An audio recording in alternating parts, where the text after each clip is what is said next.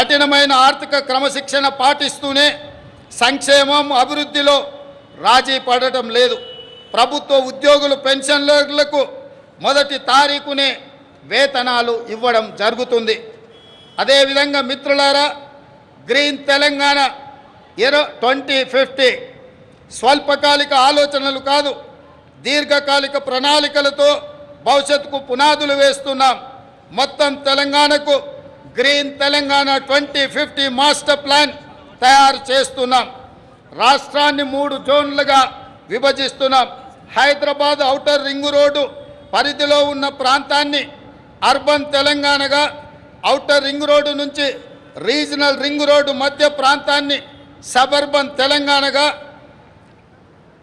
Regional ring road నుండి తెలంగాణ సరిహద్దుల వరకు ఉన్నది గ్రామీణ తెలంగాణగా నిర్ధారించాం.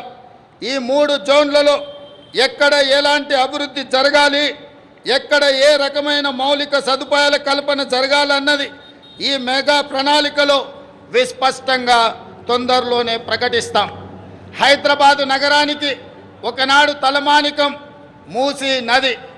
ఈనాడు మూసీ ఒక మురికి కూపంగా తయారవుతే దానిని సుందరీకరించి, మూసీ సుందరీకరణ ద్వారా ఈ హైదరాబాదు నగరాన్ని ప్రపంచ చిత్రపటంలోనే ఒక విశ్వ నగరంగా మార్చడానికి ఈనాడు మా ప్రభుత్వం కార్యాచరణను చేపడుతుంది. మూసీ సుందరీకరణ పథకం ద్వారా పరివాహక ప్రాంతాన్ని ఉపాధి కల్పన జోన్గా తీర్చిదిద్దబోతున్నాం. ఈ పథకానికి ఇప్పటికే 1000 కోట్ల రూపాయలు కేటాయించాం.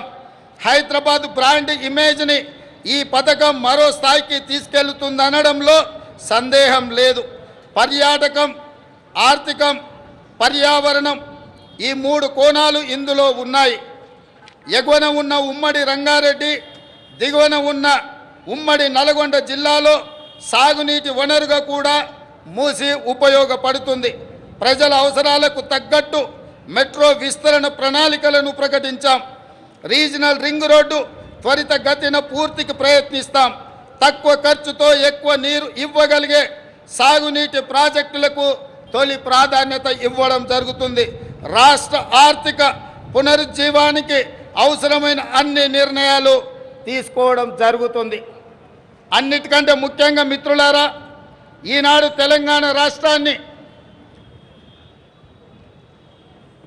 ముఖ్యంగా ఆనాడు ఉద్యమంలో ఉవ్వెత్తున పాల్గొన్న తెలంగాణ యువత ప్రభుత్వాల నిర్లక్ష్యం వల్ల ఈనాడు డ్రగ్స్ మహమ్మారి వైపు, గంజాయి వైపు మళ్ళీ ఈరోజు తెలంగాణ సమాజాన్ని నిర్వీర్యం చేసే కుట్ర జరుగుతుంది.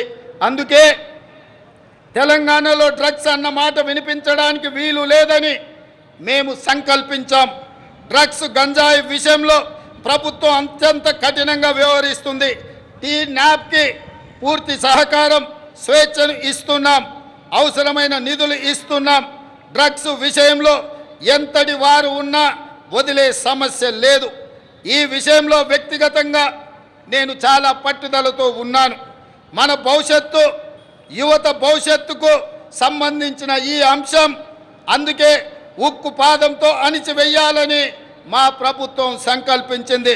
డ్రగ్స్ ఫ్రీ తెలంగాణ ప్రభుత్వ పరంగానే కాదు, వ్యక్తిగతంగా నేను ఎంతో ప్రాధాన్యతను ఇస్తున్నాను.